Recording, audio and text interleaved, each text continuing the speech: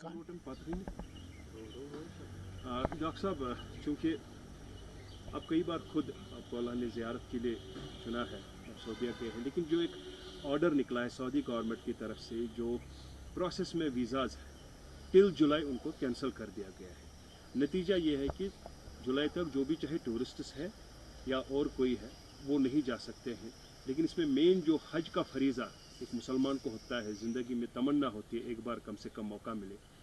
अब चूँकि इसमें जो टूर ऑपरेटर्स प्राइवेट हैं, उनको अगर 100% लेना था, उनकी 80% कटौती इस डिसीजन की वजह से आ गई है।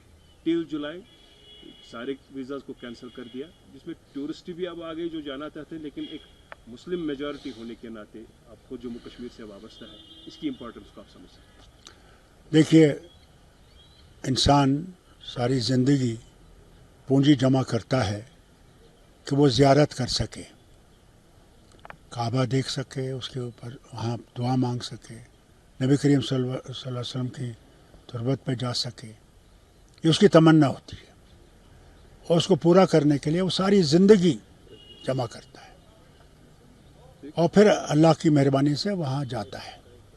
अब जो ये ऑर्डर आया है, मैं पहले तो हुकूमत हिंदुस्तान वज़ीर आज़म से गुजारिश करूँगा कि वो सऊदी गवर्नमेंट से बात करे, क्योंकि हमारे अच्छे दोस्त हैं सऊदी अरब के जो हुक्मरान हैं, उनसे बात करें और कहे कि साहब हमारे साथ इंसाफ करिए और जो कोटा हमारे है उसको कम मत करें।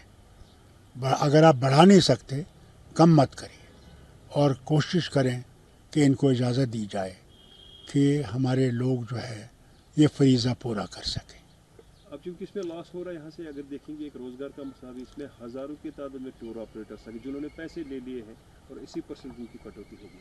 मैं जानता हूँ, मैं मानता हूँ इस बात को, इसी तरह गुजारिश कर रहा हूँ वज़ीर आज़म से, क्योंकि वज़ीर आज़म अच्छी दोस्ती रखते हैं उनसे, रोज़गार का भी कि इसका रोज़गार का सवाल भी है, हमारे लोगों का सब कुछ मिला हुआ है, मगर सबसे बड़ी चीज़ है फरीज़ा है जो लोग पूरा करना चाहते हैं।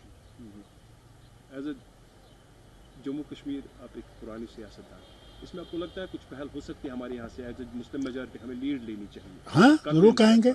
मैं उमर से भी कहूँगा कि अपनी तरफ से वज़ीर आज़म को एक ख़त लिखे जिसमें ये बयान करे उसको कि हमारे पर रहम करे और जो हिंदुस्तान के 52,000 को ये फरीज़ा पूरा करने की इजाज़त नहीं दी गई, इसके ऊपर कुछ पहल करें। अभी वक्त है, हो सकता है।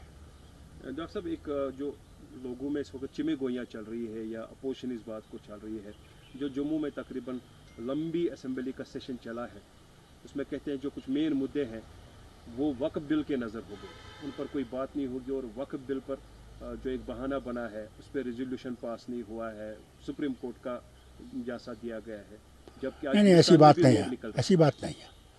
इसमें कोई शक नहीं है कि हम वक्फ बिल के ख़िलाफ़ हैं। हम समझते हैं ये गलत बिल है, ये कॉन्स्टिट्यूशन के ख़िलाफ़ है।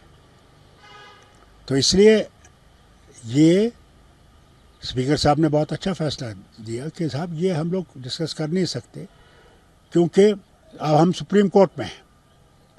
सुप्रीम कोर्ट का फैसला जब आएगा उसके बाद आगे सेशन आएगा, उसमें भी बात हो सकती है, ऐसी बात नहीं है।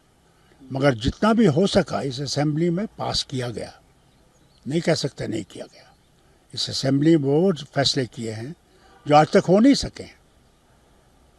इसमें अगर हमारी अपोजिशन इसको देख नहीं सकती है, क्यों, उनका मुद्दा है, वो तो हर वक्त कहेंगे जो अच्छा काम भी होगा उसको भी कहेंगे गलत है। उनका मकसद यही है, हर वक्त रहा है। यहाँ अपोजिशन हेल्थी अपोजिशन नहीं है, यह अपोजिशन के लिए है, हेल्थी क्रिटिसिज्म के लिए नहीं है, कभी नहीं थी, न होगी।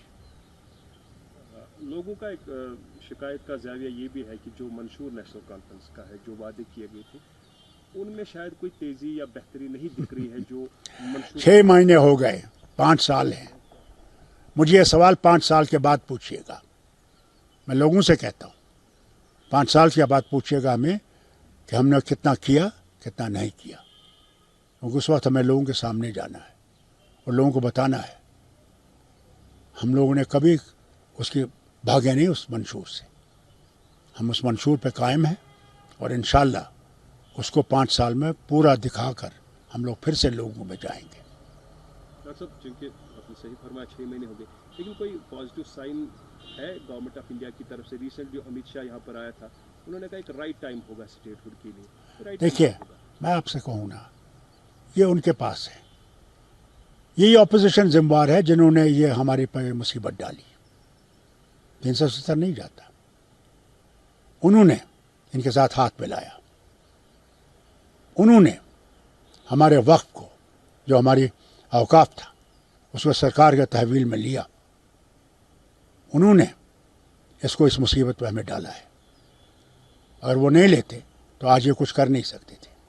یہ 370 ہٹا نہیں سکتے تھے کیونکہ ہمارا اپنا اوقاف ہمارا اپنا تھا. واقف مگر ہو گیا. اس کے ذمہ وار یہ ہیں جو آج کئی باتیں کرتے ہیں. ان کو اپنے گریبان میں دیکھنا چاہیے وہ کتنے ذمہ وار ہیں. ڈاکٹر صاحب تھینک یو ویری مچ. شکریہ.